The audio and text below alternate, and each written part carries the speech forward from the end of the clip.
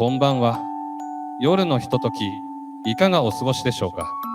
窓の外はもうすっかり夜の色に染まっていますね。こんな静かな夜には、深く心に刺さるようなネットの記事が、ことのほか心にしみるように感じられます。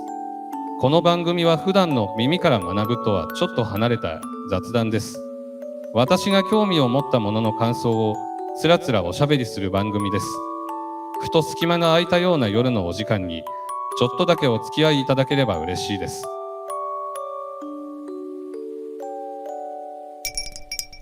私たちの毎日の食卓に、ほかほかの白いご飯は欠かせません。ふりかけをかけたり、納豆を乗せたりしても美味しいけれど、そのまま食べても美味しい日本のお米。でも、そのお米を作っている農家さんたちが今、大変な状況にあることをご存知でしょうか。そんなことを考えさせられる記事に出会いました。今夜は、この Yahoo ニュースオリジナル特集の記事を道しるべに、米農家の今というテーマで、私たちの食、そして日本の農業の未来について、少しばかり思いを馳せてみたいと思います。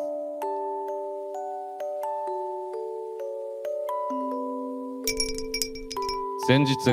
インターネットニュースサイト Yahoo ニュースのオリジナル特集記事として、科学ライターの荒船義孝さんと Yahoo ニュースオリジナル特集編集部による非常に考えさせられるルポが掲載されていました。タイトルは米高騰の中、時給10円を訴える米農家、1000万円以上の所得の事業者も、収益の差はどこに。この記事では、私たちの主食であるお米を生産する方々が直面している厳しい現実と、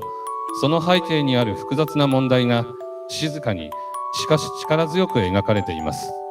特に心に重く響いたのは、米農家は時給10円という言葉です。耳を疑うような数字ですよね。そして、最近の報道によれば今年、2025年のお米の価格は去年の2倍以上になっているとも言われています。最近では、スーパーの店頭などで5キロ入りのお米が4000円台後半という、これまであまり見られなかった価格を目にすることもあったのではないでしょうか。そういえば、先日就任した小泉農林水産大臣が、お米の価格について5キロあたり2000円台を目指すといった方針を示されたことも記憶にありますし、トランプ大統領がアメリカ産のお米の輸入を増やすよう、日本への圧力が強まったというニュースも、私たちの記憶に新しいところです。国内の生産体制だけでなく、こうした国際的な情勢も、お米を取り巻く環境に複雑な影を落としているのかもしれません。現状は、様々な要因が絡み合い、農家の方々にとっては非常に厳しい状況と言えるのではないでしょうか。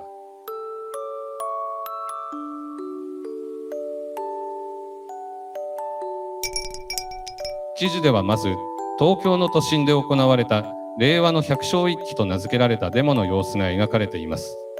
トラクターが都心を走り、農家の方々が切実な声を上げました。その中心人物の一人、山形県で長年お米を作っていらっしゃる菅野義偉さんは、このままでは日本の農業が潰れる。米農家は時給10円。まるで農家を辞めろと言われているようだと、その危機感を語っています。この記事は、その衝撃的な時給10円という言葉の背景にある農林水産省の統計データや、菅野さんのような有機農法に取り組む農家の苦労、そして後継者不足や耕作放棄地の問題などを丁寧に取材しています。読むほどに、私たちが普段何気なく口にしているお米一粒一粒の裏側にある農家の方々の静かで切実な思いが伝わってきます。さらに記事を読み進めると、この時給10円問題の複雑な側面も見えてきます。実は、米農家と一口に言っても、その経営規模によって収入には大きな差があること。0.5 ヘクタール未満の小規模経営では赤字というデータがある一方で、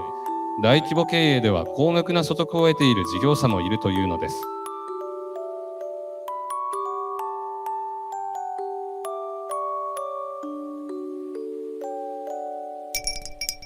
なぜこれほどの差が生まれるのか。記事では農業機械などのコストの問題、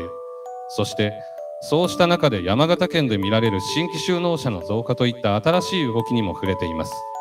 IT を活用する若い世代の台頭など、希望の光も感じられる一方で、専門家は、このままでは中山間地の小さな田んぼ、私たちが美しいと感じる棚田のような風景が失われていく可能性も指摘しています。経済的な合理性だけでは割り切れない日本の農業が抱える構造的な問題、そして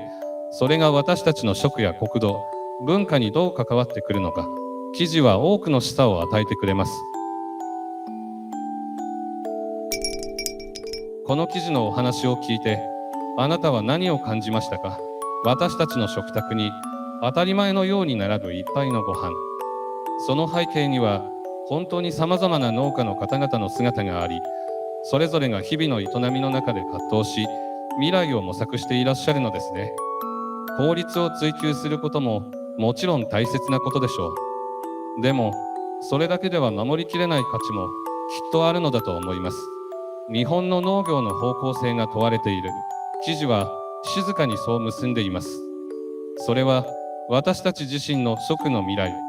そして私たちがどんな社会を望み、どんな風景を未来に残していきたいのかという私たち一人一人への問いかけにもつながっているように感じます。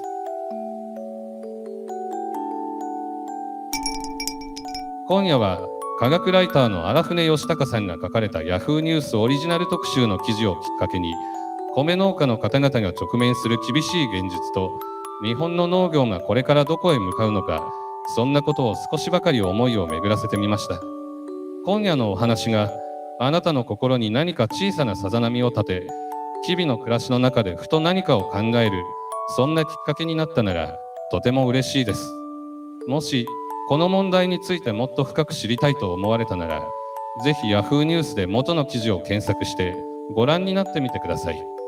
言葉の一つ一つに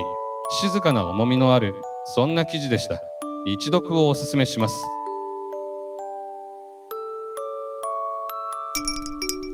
それではこの後も